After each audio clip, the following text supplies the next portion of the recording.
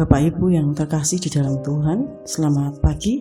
Kita berjumpa lagi pada Resapi GKJ Margoyudan. Sebelum kita hendak merenungkan firman Tuhan, mari kita awali dalam doa. Mari kita berdoa.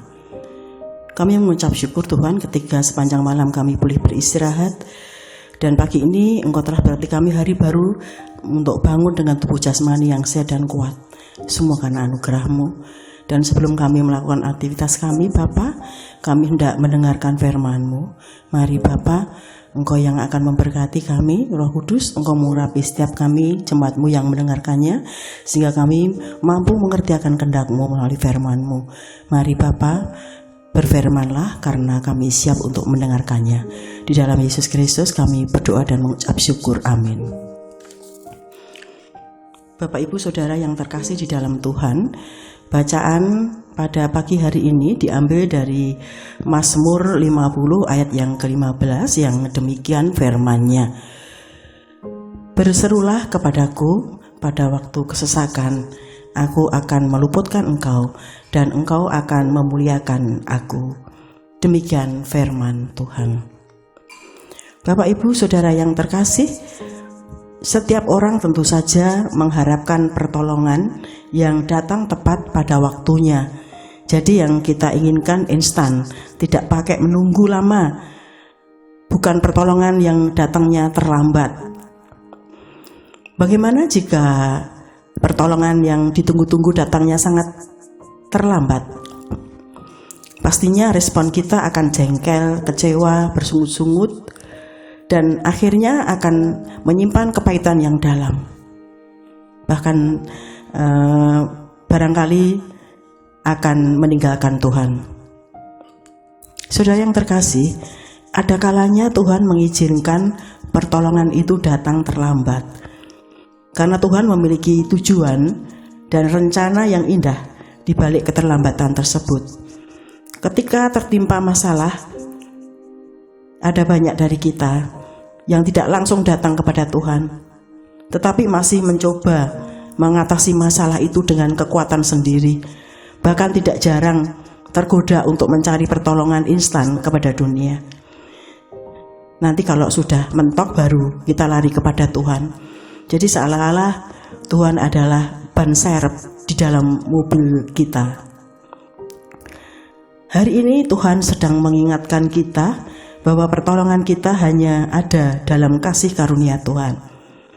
Saudara yang terkasih, ketika kita berlayar dengan perahu dayung, terkadang yang terpenting itu bukanlah seberapa kuat kita mendayung perahu, namun seberapa cepat arus sungainya. Jangan kita salah mengerti, mendayung memang penting karena tanpa mendayung perahu kita tidak berjalan maju. Tetapi ada yang jauh lebih penting, yaitu bagaimana bergerak mengikuti derasnya arus. Bekerja itu memang penting dan itu adalah keharusan.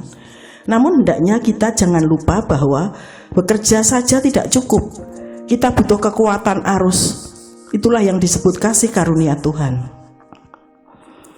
Saudara yang terkasih, sekeras apapun kita bekerja dan sebesar apapun pengorbanan kita dalam pekerjaan, namun jika kita itu hidup di luar kasih karunia Tuhan, maka hasil yang kita harapkan tak sebanding dengan usaha yang kita lakukan.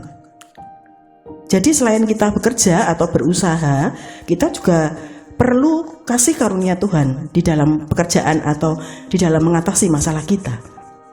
Kasih karunia Tuhan itulah yang digambarkan seperti arus sungai yang deras.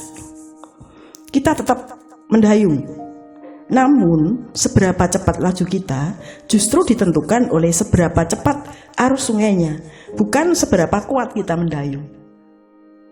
Seringkali ketika kita tidak mengikuti arus sungai, kita sudah capek mendayung, tetapi perahu itu stagnan, tidak bisa maju. Namun ketika kita mengikuti arus yang deras,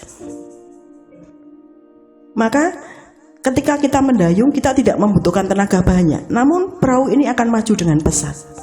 Itulah yang disebut dengan kasih karunia Allah. Saudara yang terkasih, kita ini lemah dan terbatas dalam banyak hal. Namun, kasih karunia Tuhan membuat kita mampu mengalami terobosan dalam banyak hal. Itu sebabnya seringkali hasil yang kita dapatkan melebihi dari upaya yang telah kita lakukan. Itulah yang disebut dengan kasih karunia Tuhan. Jika kita menyadari kebenaran ini, maka setiap hari kita akan bergantung kepada kasih karunia Tuhan, bukan kepada kekuatan kita sendiri atau kekuatan lain. Jangan menyerah dan jangan berhenti untuk percaya, karena pertolongan, pemulihan, dan keajaiban dari Tuhan akan datang tepat pada waktunya Tuhan. Dan pastinya pertolongan Tuhan tidak pernah terlambat, karena Tuhan tidak akan meninggalkan orang yang mencari Dia. Amin.